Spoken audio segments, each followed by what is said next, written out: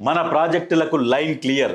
ప్రాజెక్టులు పూర్తయ్యాక కూడా పర్యావరణ అనుమతులు ఇవ్వొచ్చని సుప్రీం తీర్పు. పాలమూరు, రంగారెడ్డి, సీతమ్మ సాగర్, డిండి, గౌరవెల్లి పర్మిషన్ల విషయంలో సర్కారుకు ఊరట. ఆ 4 ప్రాజెక్టులపై ఎన్జిటిఓలో కేసులు, అవి తొలగిపోయే ఛాన్స్. 974 కోట్ల ఫైన్పై సుప్రీంలో పిటిషన్లు వేయాల్సి ఉందంటున్న నిపుణులు.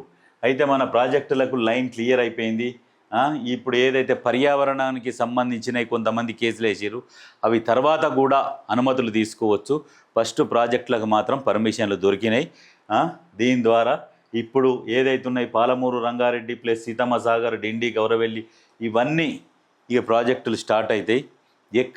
ఇక నుంచి ఎక్కడ కూడా తప్పులు జరగకుండా ప్రాజెక్టులు నిర్మించాలనే ఒక లక్ష్యంతో గత ప్రభుత్వాలు చేసినాయి.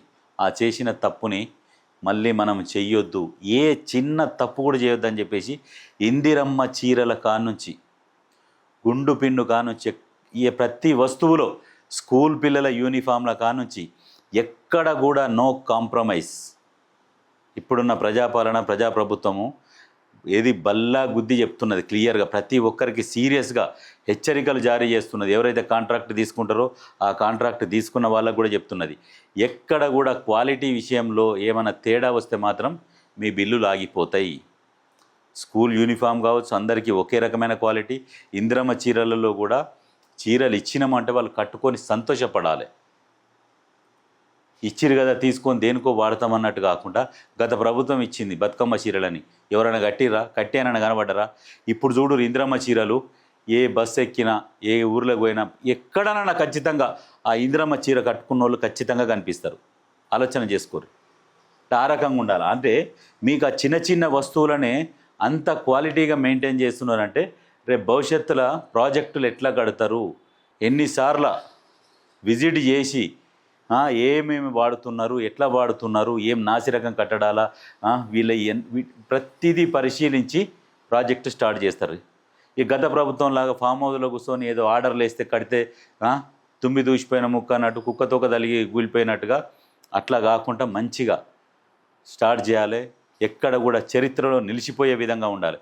గతంలో కట్టిన ప్రాజెక్టులన్నీ కూడా కాంగ్రెస్ ప్రభుత్వంలో కట్టినాయే, ఇప్పుడు కట్టబోతున్నాయి కూడా కాంగ్రెస్ ప్రభుత్వంలోనే కట్టబోతున్నారు. ఇవన్నీ హెత్తు పెంచినా, హైట్ పెంచినా, ఏది చేసినా కాంగ్రెస్ ప్రభుత్వంలో కట్టినాయి. ఇప్పటికి కూడా చెక్కు చెదరకుంటున్నాయి. అది గుర్తుపెట్టుకోరు. ఎందుకంటే ఒట్టిగానే బదనాం చేస్తుంటారు, కాంగ్రెస్ పార్టీ ఇట్లా చేసింది, అట్లా తిన్నది, ఇట్లా తిన్నదని. కాకపోతే దీంట్లో మీరు తిన్నది అని అనగానే ఇక్కడ పట్టించుకోరు, తినలేదు కాబట్టి పట్టించుకోరు. ఇవి తిన్నారు అనగానే మేమేడ తిన్నామని గుమ్మడికాయ దొంగోడు అంటే భుజాలు ధరుముకొని వచ్చినట్టుగా ఇప్పుడు మొన్నటిదాకా బీఆర్ఎస్ వాళ్ళు వచ్చారు. కాంగ్రెస్ పార్టీలో దోసుక తినుడు, ఈ తీసుక తినుడు ఉండదు.